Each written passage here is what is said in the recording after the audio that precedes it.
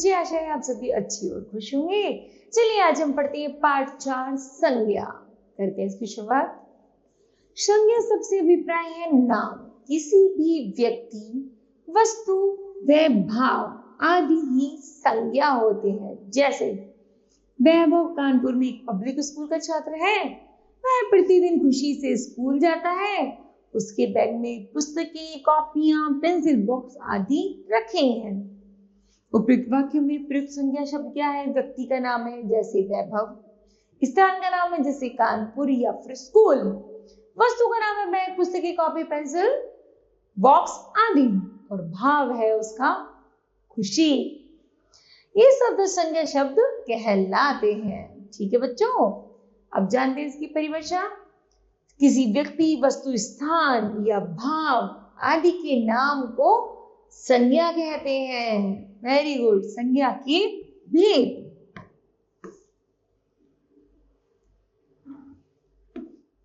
संज्ञा के 3 भेद होते हैं: व्यक्तिवाचक संज्ञा, जातिवाचक संज्ञा और भाववाचक संज्ञा। पहला है व्यक्तिवाचक संज्ञा। ऐसे शब्द जो किसी विशेष व्यक्ति, वस्तु, स्थान या प्राणी का बोध कराते हैं वे व्यक्तिवाचक संज्ञा कहलाते हैं। जैसे अमन और दीपांशु भाई हैं। दादी रामायण पढ़ रही है। दूसरा है जातिवाचक संज्ञा। ऐसे शब्द जो एक ही प्रकार के या एक जैसे प्राणियों, वस्तुओं, स्थानों आदि का बोध कराते हैं उन्हें जातिवाचक संज्ञा कहते हैं। जैसे मोर नाचने लगा, लड़कियां पढ़ रही हैं। जातिवाचक संज्ञा के अंतर्गत पदार्थवाचक तथा समूहवाचक संज्ञाएं भी सम्मिलित हैं। दूसरा है, पहला है पदार्थवाचक संज्ञा। कुछ धातुओं तथा पदार्थों से तरह तरह की चीजें बनाई जा सकती हैं। ऐसी संज्ञाएं जो किसी धातु या पदार्थ का बोध कराती हैं उन्हें पदार्थवाचक संज्ञा कहलाते हैं। जैसे लोहा, सोना, दूध, पेट्रोल आदि। फिर है समूहवाचक संज्ञा। ऐसे शब्द जो किसी समूह या समुदाय के लिए प्रयुक्त किए जाते हैं समूहवाचक या समुदायवाचक संज्ञा कहलाते हैं। जैसे सेना, झुंड, दल, परिवार, जुलूल, भीड़ आदि। ठीक है। फिर है भाववाचक। जिन शब्दों से किसी व्यक्ति या वस्तु के गुण, दोष, भाव, अवस्था, स्वभाव आदि का बोध होता है उन्हें भाववाचक संज्ञा कहते हैं। जैसी मंदिर की सजावट देखने योग्य थी। वर्षा ऋतु में चारों ओर हरियाली छा गई। वो क्या है? वहां पर भाव है ना? भाव प्रकट हो रहा है ना कि खुशी है या दुख है। कहते हैं भाववाचक। भाववाचक संज्ञा की विशेषताएं। भाववाचक संज्ञाओं को देखा या छुआ नहीं जा सकता, इसकी गिनती भी नहीं की जा सकती। भाववाचक संज्ञाओं को केवल अनुभव किया जा सकता है। इसका कोई आकार ही नहीं होता। भाव का कोई आकार होता है? दुख है हम तो हम पता है कितने दुख है, सुख है हम तो पता है कितने सुखी हैं। तो ना नापा जा सकता, ना गिना जा सकता, केवल को महसूस किया जा सकता है। फिर है व्यक्तिवाचक संज्ञा या जातिवाचक संज्ञा के रूप में प्रयोग। जब व्यक्तिवाचक संज्ञा किसी विशेष व्यक्ति का बोध ना कराकर उस व्यक्ति जैसे गुण या दोष से युक्त सभी व्यक्तियों का बोध कराते हैं तो जातिवाचक संज्ञा बन जाती है। जैसे एकलव्य। एकलव्य क्या है? एकलव्य के गुरु द्रोणाचार्य थे। तुम तो एकलव्य हो, तुम्हारे लिए सब संभव है। फिर है हरिश्चंद्र।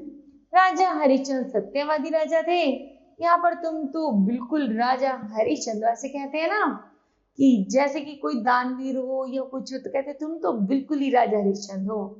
यदि उन्हें ऐसे संबोधित कर दिया जाता तो इससे पता चल जाता है कि तुम कहाँ हो, तुम एक दानवीर हो। अर्थात है ना विभीषण ने रावण का भेद बताया, अर्थात विभीषणों के कामों की सदा निंदा हुई है ना।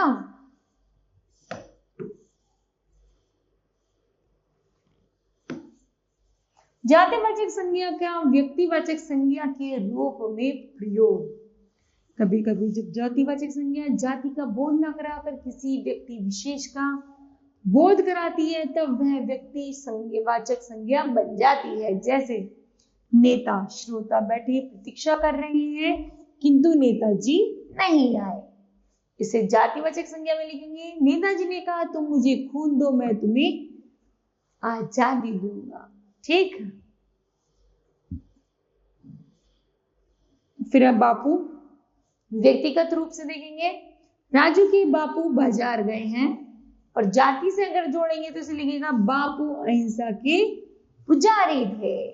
फिर है पंडित शब्द, पंडित को व्यक्ति में जोड़ेंगे, पंडित जी ने भोजन कर लिया, और जाति से जोड़ेंगे तो पंडित जी डिस्कवरी ऑफ इंडिया नामक पुस्तक की रचना की। ठीक है। फिर है भाववाचक संज्ञाओं का जातिवाचक संज्ञा के रूप में प्रयोग।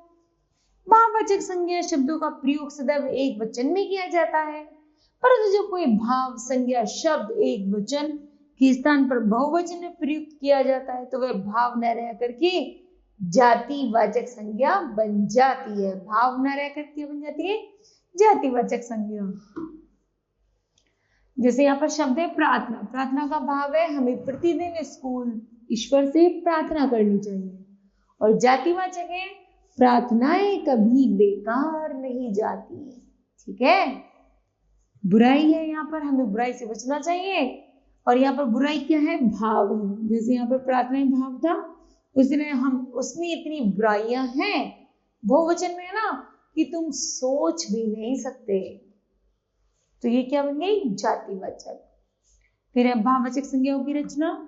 कुछ भाववाचक संज्ञा शब्द अपने मूल रूप में होती हैं, जैसे क्रोध, हानि, क्षमा, लज्जा, दुख आदि। कुछ जातिवाचक शब्दों से, सर्वनाम से, विशेषण से, क्रिया से और अव्ययों से भाववाचक संज्ञा शब्द बनाए जाते हैं।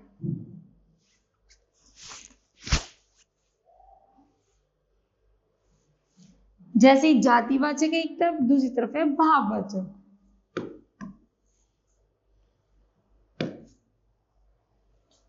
सज्जन सज्जनता, मित्र मित्रता, राष्ट्र राष्ट्रीयता, जाति जातीयता, वीर वीरता, मिठाई मिठाई, पुरुष पौरुष, बूढ़ा बुढ़ापा, है ना।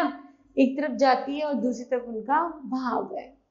उसी तरह आगे है, एक तरफ सर्वनाम है और एक तरफ भाव है। सर्वनाम है अपना, अपने का भाव है अपनापन, आप आपा, आत्म आत्मीयता, पराया परायापन, स्व स्वदिन, स्वार्थ स्व का, सर्व का सर्वस्व, निज का निजता, मम का ममत्व, अह का अहंकार। एक तरफ सर्वनाम थे और दूसरी तरफ उनकी जात भाव था। अब विशेषण के साथ भाववाचक। लघु विशेषण क्या होते, किसी की क्वालिटी बताना, है ना। तो लघु मतलब छोटा, तो भाव है लघुता, वीर वीरता, कट कटुता, नीच नीचता, स्वतंत्र स्वतंत्रता, एक एकता, चंचल चंचलता। उसके बाद है क्रिया के साथ भाववाचक। पढ़ना पढ़ाई, थकना थकावट, रुकना रुकावट, हंसना हंसी, खेलना खेल, खिंचना चिकनाई, देखना दृष्टि, सजाना सजावट। उसी बात है अव्यय के भाववाचक। शीघ्र का शीघ्रता, निकट का निकटता, समीप का समीपता, बहुत का बहुतायत, खूब का खूबी, माना का मनाही। तो बताओ बच्चों, आज आपने क्या सीखा। हमने सीखा किसी व्यक्ति, प्राणी, वस्तु, स्थान या भाव के नाम को बोध कराने वाली संज्ञा, बोध कराने वाले शब्द संज्ञा कहलाते हैं। संज्ञा के तीन भेद हैं, व्यक्तिवाचक, जातिवाचक और भाववाचक। जब व्यक्तिवाचक संज्ञा किसी विशेष व्यक्ति का बोध ना कराकर उस जैसी व्यक्तियों का बोध कराती है तब वह जातिवाचक संज्ञा कहलाती है। फिर है जब जातिवाचक संज्ञा किसी जाति का बोध ना कराकर किसी व्यक्ति विशेष का बोध कराती है तो वह व्यक्तिवाचक संज्ञा बन जाती है। फिर भाववाचक संज्ञा मूलतः कम में आता है। जातिवाचक संज्ञा सर्वनाम, विशेषण, क्रिया तथा अव्यय शब्दों से भाववाचक संज्ञा की रचना की जाती है। ठीक है, मुझे आशा है यह पाठ आपको अच्छे से समझ आया होगा। धन्यवाद।